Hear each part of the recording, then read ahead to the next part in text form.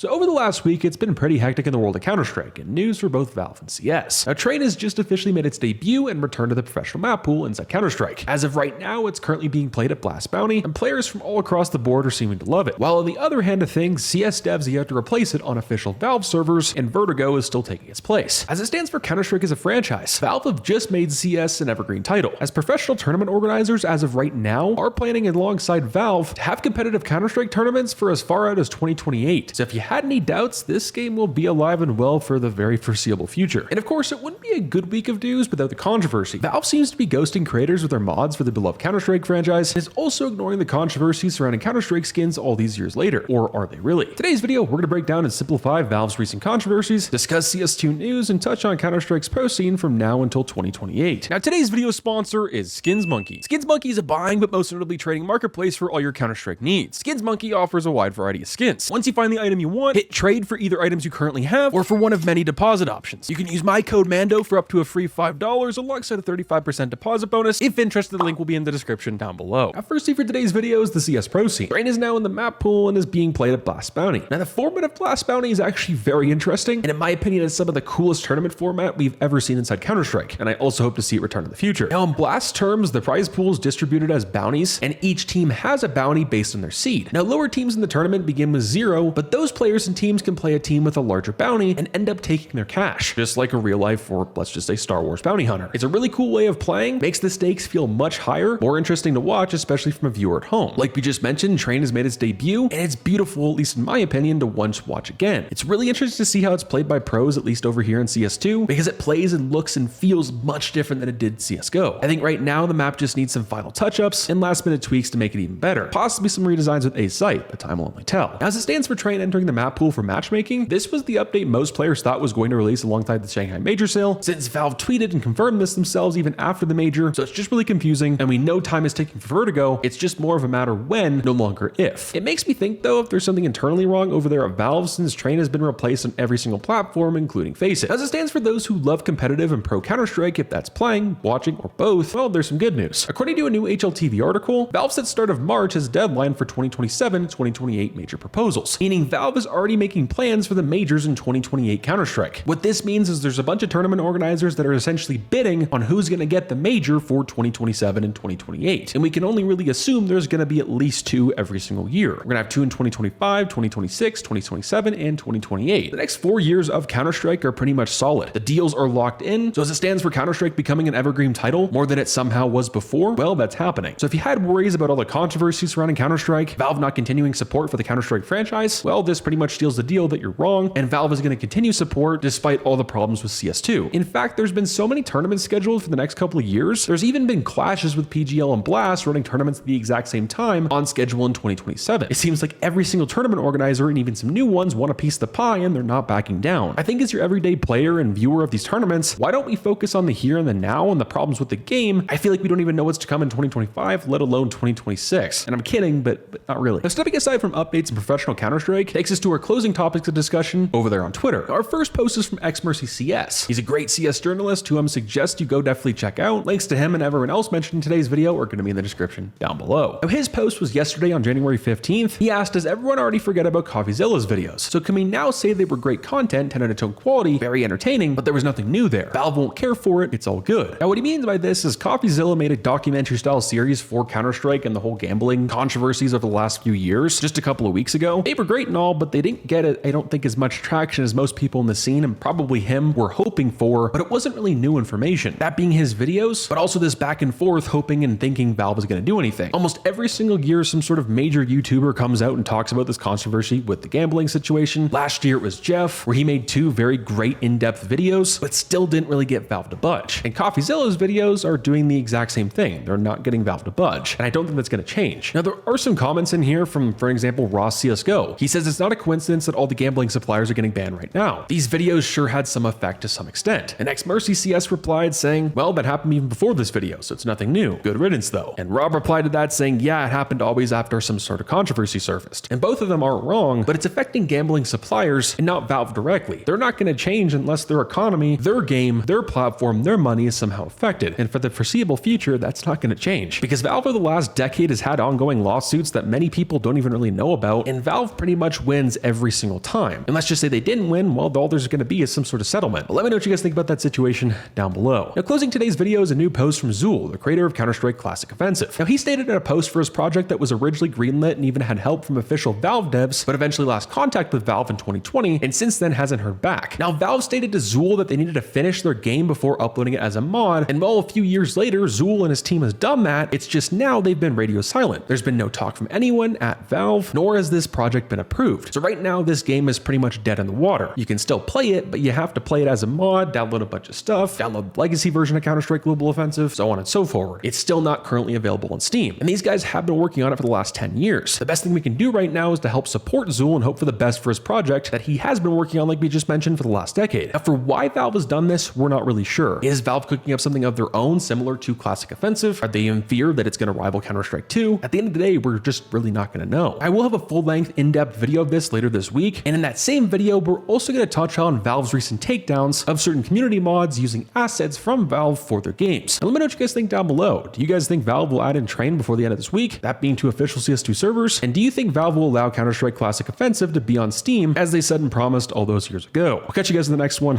Ladies and gentlemen, Fallout.